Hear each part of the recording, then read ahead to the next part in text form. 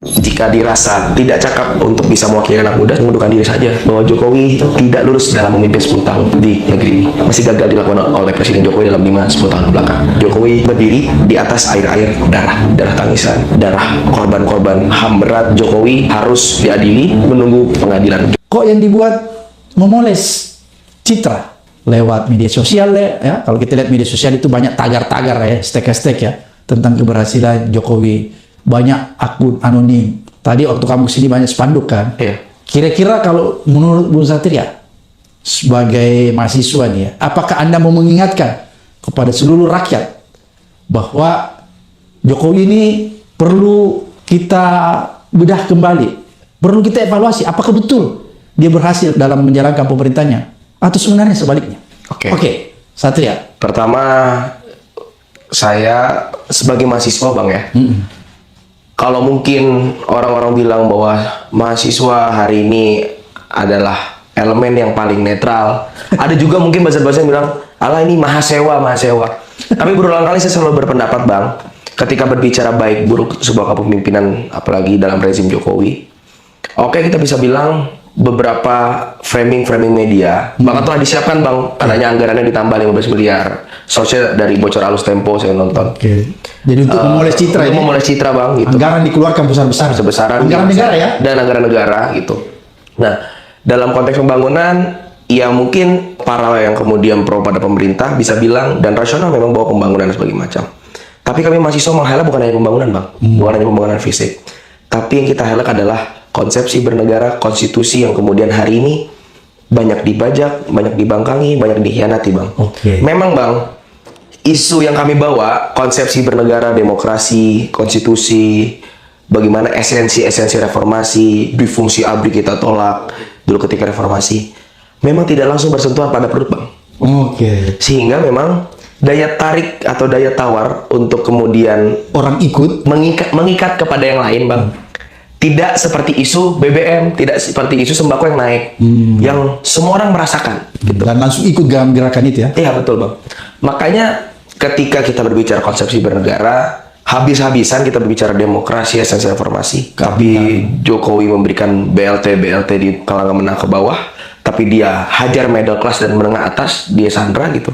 Elit-elit di sandra, menengah, middle class, pekerja-pekerja yang kemudian buruh. Iya, coy.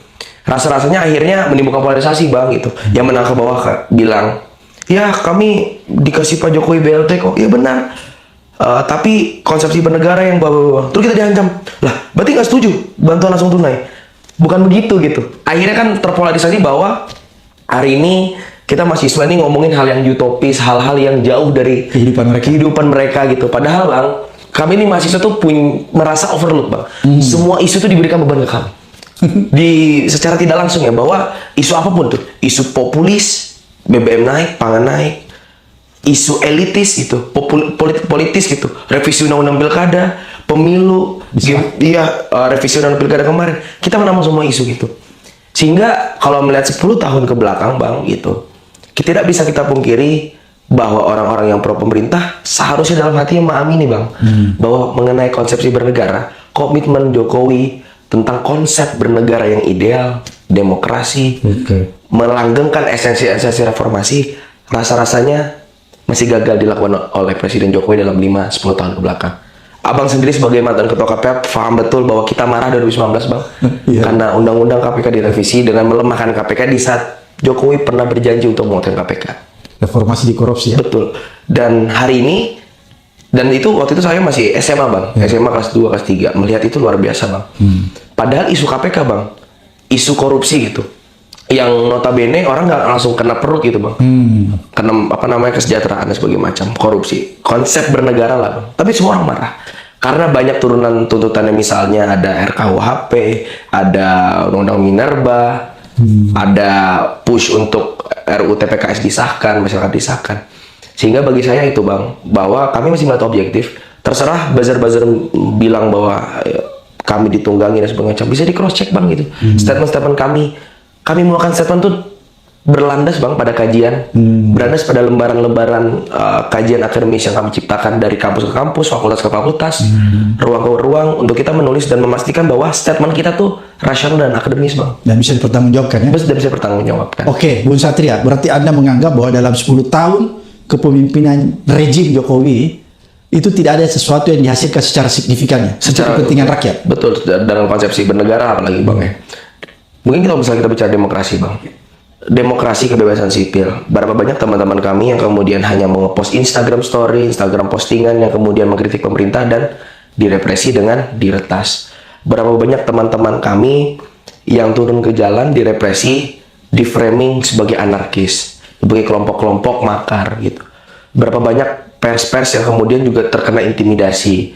2 kali saya melihat dan mendengar, kalau nggak salah, wartawan Tempo itu direpresi gitu bang, dengan dugaan dia dibuntuti dan ada ancaman mobil pecah, kaca pecah segala macam. Kalau kita berbicara konstitusi bang, putusan MK nomor 90 itu bukti apa lagi bang gitu, bahwa Jokowi itu berkomitmen dan tegak patuh pada konstitusi. Putusan MK nomor 60 dan 70 bicara revisi undang-undang pilkada bang. Alasan apa lagi Jokowi untuk berbicara bahwa dia menghormati konstitusi ketika dia berkoalisi dan berkongsi pada dewan-dewan di Senayan untuk menjegal putusan MK nomor 60 dan 70 gitu. Sehingga ya saya sampaikan bahwa statement saya mengkhianati konstitusi, membangkangi konstitusi itu punya landasan dan presiden yang jelas bang. Dan banyak lagi bang konsepsi negara yang rasa-rasanya esensial reformasi yang dulu ya KPK kan adalah anak kandung reformasi bang ya. Yang harusnya dirawat dan dilanggengkan kekuatannya malah dirundung dan dikebiri bang secara kekuatan menjadi lembaga eksekutif dan itu di bawah presiden. Terus kita berbicara KPK esensi reformasi di fungsi ABRI bang. Tiba-tiba di menjelang kemarin untungnya kita menjadi pressure group juga bang menolak adanya revisi undang-undang TNI dan Polri bang. Di mana ya revisi undang-undang TNI Polri di TNI itu ada salah satu pasal, saya lupa pasal berapa, pasal 47 kalau nggak salah. Itu memberikan ruang kepada TNI bisa masuk jabatan sipil yang TNI dan Polri. Iya, TNI dan Polri masuk jabatan sipil yang jabatannya itu bisa di luar dari bidang-bidang sesuai kapasitas mereka, sesuai dengan prerogatif presiden. Di luar tupoksinya. Iya, jadi bisa saja Menteri Pendidikan dan Kebudayaan atau Menteri Ristek isi oleh TNI. Kita berbicara tentang bukan subjektivitas TNI dan orangnya, tapi kita berbicara kompetensi bang, meritokrasi bang. Nah itu yang kita highlight. Dan kita kan akhirnya di carry over tahun depan. Dan ini kita akhirnya tuntutan kita bukan hanya tunda, tapi batalkan. Karena ini ditunda pembahasan untuk dipriorisasi dari tahun depan. Saya tahan di situ. Saya tertarik tadi Anda katakan meritokrasi. Berarti Anda melihat bahwa Jokowi ini sebenarnya tidak memberikan ruang terjadinya meritokrasi yang di dalamnya ada kompetisi. Kan meritokrasi itu melahirkan kompetisi yang fair sebenarnya. Tapi dengan segala sesuatunya yang dibuat Jokowi, nepotisme yang dilakukan, itu berarti dia menutup yang namanya meritokrasi ya. Dia mempersempit rasa-rasanya bang, mempersempit. Dia menutup kompetisi ya, memberangus tentang kompetensi ya. Jadi artinya begini, bisa orang punya kompetensi, tapi karena dia menutup ruang kompetisi, dan orang yang punya kompetensi itu tidak bisa tampil. Kira-kira seperti itu. Kira-kira seperti itu bang.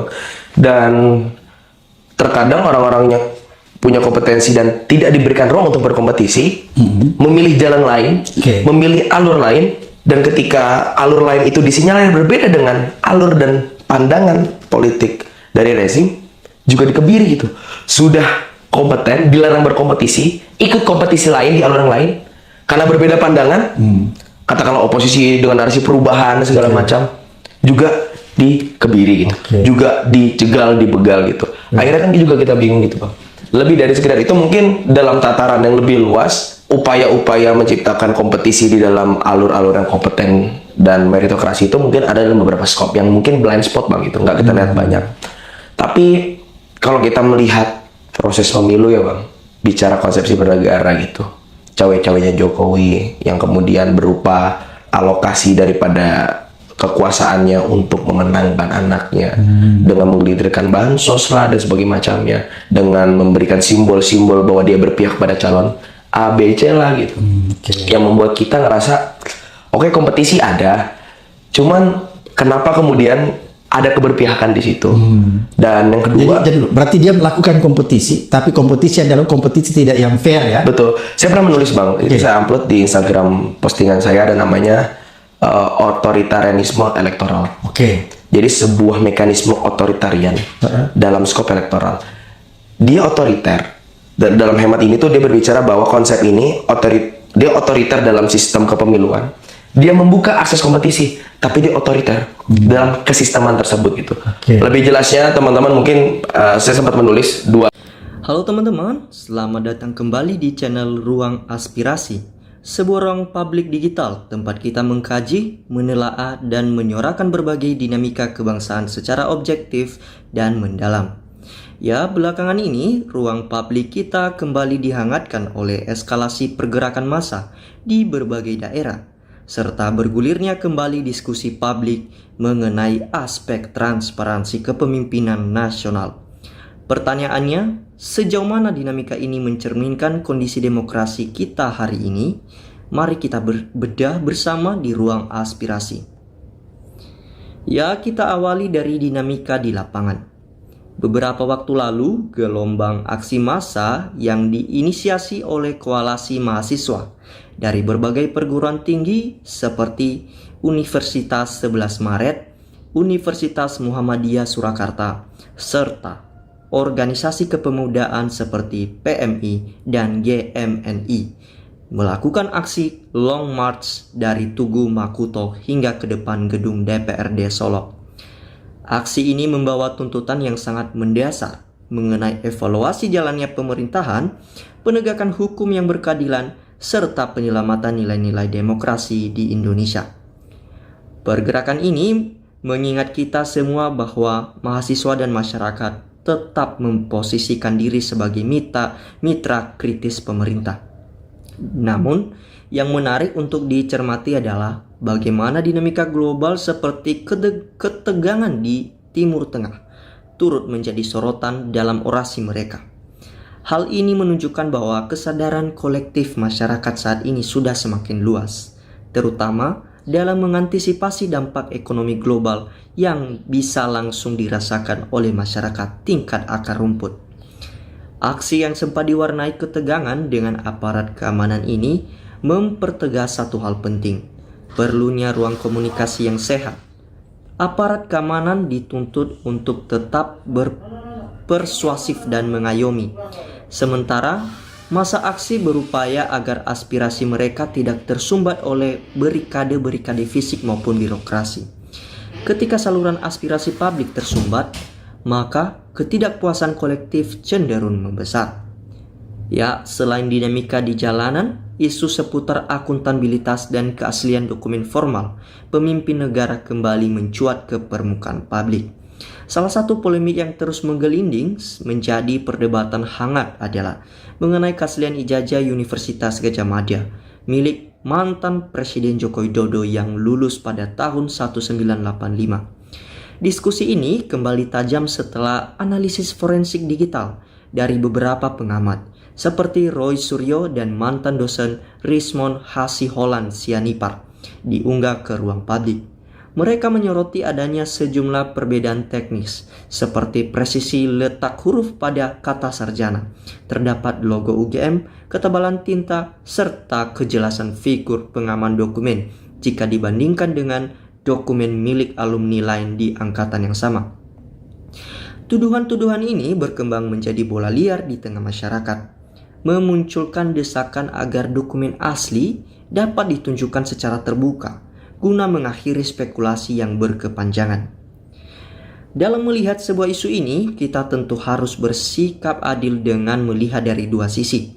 Pihak Universitas Gadjah Mada atau UGM sendiri sebenarnya telah mengeluarkan pernyataan resmi yang menegaskan bahwa seluruh dokumen administrasi mulai dari arsip pendaftaran, nilai ujian, judul skripsi, hingga tanda tangan pejabat berwenang kala itu tercatat secara rapi dan sah di arsip di kampus.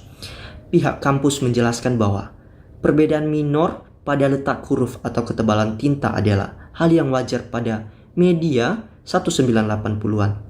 Mengingat proses pencetakan dokumen pada masa itu masih menggunakan metode manual dan mesin ketik sederhana, bukan digitalisasi modern seperti sekarang. Polemik ini menyisakan sebuah catatan penting mengenai kepercayaan publik atau public trust.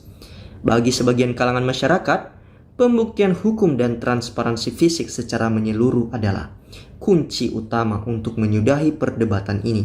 Sehingga tidak ada lagi kesan tebang pilih dalam penegakan kepastian hukum di tanah air. Rekan-rekan sekalian, dinamika baik di jalanan melalui demonstrasi maupun polemik administrasi di ruang digital pada hakikatnya adalah ujian bagi kematangan demokrasi kita. Kuncinya terletak pada keterbukaan informasi, ketegasan hukum, dan kesediaan semua pihak untuk saling mendengarkan. Ya, bagaimana tanggapan dan analisis rekan-rekan mengenai dinamika kebangsaan kita akhir-akhir ini? Silakan tuliskan pandangan kalian secara bijak di kolom komentar di bawah. Dan teman-teman, sekarang saya akan membacakan komentar-komentar netizen mengenai video cuplikan tadi. Ya teman-teman, ini komentar pertama dari Harinis. Katanya, memanasan di tanah air gara-gara Jokowi dan kru-krunya wajib diusut sampai tuntas biar Indonesia tenang dan damai. Sukranivo, kalau tidak hadir menunjukkan ijazah, datangi secara paksa di Borgol. Jamal, jika hukum tidak berjalan atau tidak adil, inilah terjadi. Rial, inilah akibat dari penegak hukum dan Prabowo tidak bisa menjalankan keadilan, yang akhirnya rakyatlah yang harus turun tangan. Musjadi, disinilah kebobrogan penguasa bodoh karena umur yang ketuaan. Ini Nono, Nepal pantang, mundur demi merah putih, tetap berkibar. Ini Herna, nepalkan Jokowi. Akri, semangat pencari keadilan, adili dia. KR, negara kisruh akibat orang satu sungguh terlalu. Edi, ini baru awal, kalau sudah muak, rakyat ini lebih kejam hukumnya. Halid, mantap para pendemo, lanjutkan. Ini Sukra, maju terus mahasiswa, rakyat sudah tak punya wakil di DPR. Mereka sudah masuk lingkaran kekuasaan, kasihan gitu rakyat kemana kita berlundung. Ini Moj, maju terus para mahasiswa, biar orang sakti di Indonesia bisa dihukum lebih berat, kudusnya tentang dugaan korupsi dan ijazah palsu. Ini Adi, lanjutkan. Ini Rohani, udah Pak Polisi mendingan minggir dulu biar masa pada puas dan melampiaskan amarahnya. Marta bagus. Dedi, mantap. Semoga Dede semua selamat dalam lindungan Tuhan. Maju terus demi kebenaran, demokrasi kita junjung tinggi. NKRI harga mati merdeka. Kupas tuntas. Doa terbaik buat para pejuang keadilan. Wasit, gasak ayo gasak, jangan lindungi koruptor kakak bro. Solfri, terus maju sampai keadilan adil. Samsung, bagus baru mantap. Pengennya dipaksa aja sih. Stek, mari kita bersatu demi bangsa setanah air tercinta. Agus, terus nepalkan hukum tumpul.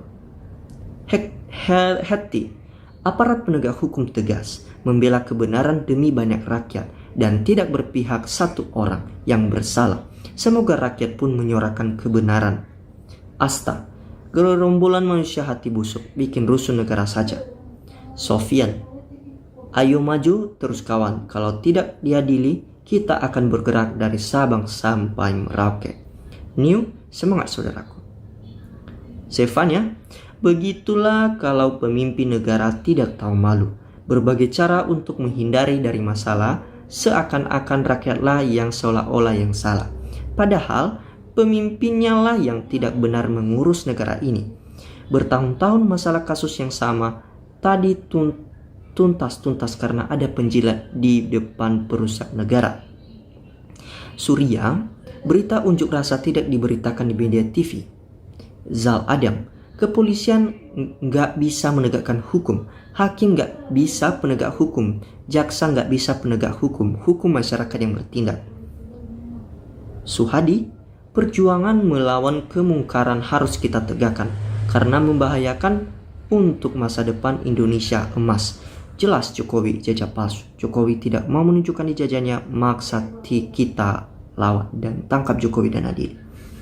Ini Sudirman, mahasiswa sulit lolos, maduk polisinya JKW banyak diturunkan, semua orang amankan JKW duduk. Ini kabar Pring, jangan sampai ada korban, berhati-hati tetap semangat saudaraku. Muhammad, untuk mencari kebenaran aja harus dihadang polisi. Bukan duduk bersama demi keadilan keutuhan bangsa Republik Indonesia. Tapi ini dibentrokan memang biadab, sedangkan JKW saja sudah tidak menjabat. Sri gagal fokus lihat atribut polisi dagelan. Kalau saja semua institusi bekerja dengan benar, amanah, jujur, saya jamin tidak akan terjadi keributan seperti itu memalukan. Alhamdulillah, lanjutkan terus Abdul. Mari amal makruh nahi mungkar, semoga yang menzalimi rakyat mendat balasan yang setimpal. Dini, satu orang cukring biar rakyat turun ke jalan. Hebat betul cukring ya. Dan para penguasa bungkam, ada apa ini? Ini Ian, alhamdulillah JKW V demo. Semoga saudara-saudaraku yang demo sehat selalu, merdeka. Samsul, ini gara-gara JKW hukum tidak adil, masa Indonesia takut ke satu keluarga JKW. Berarti para penegak hukum sudah tidak adil. Ini pebalap, malu kali sebagai orang Indonesia. Masalah sepele menjadi ruwet, sudah banyak masyarakat yang tahu kalau jajah JKW itu palsu. Bukti kayak Roy Suryo, Dr. Tifa, sudah mengatakan apa kurang jelas kok masih dibela terus-terusan aparat kepolisian. Seharusnya tanggap dan diusut tuntaskan beres. Ini Ian, alhamdulillah kalau JKW segera diadili. Semoga Allah kabulkan, amin amin. BP Purnawirawan pada kemana? Kok nggak ada suaranya? Ya, ini Neguri terakhir.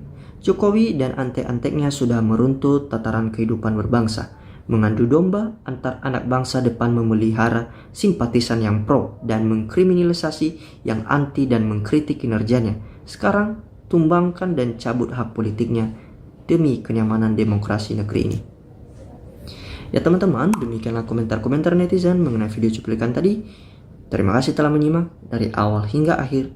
Jikalau memiliki komentar silakan cantumkan dalam komentar. Jangan sopan, kritis, dan objektif. Salam NKRI, harga mati.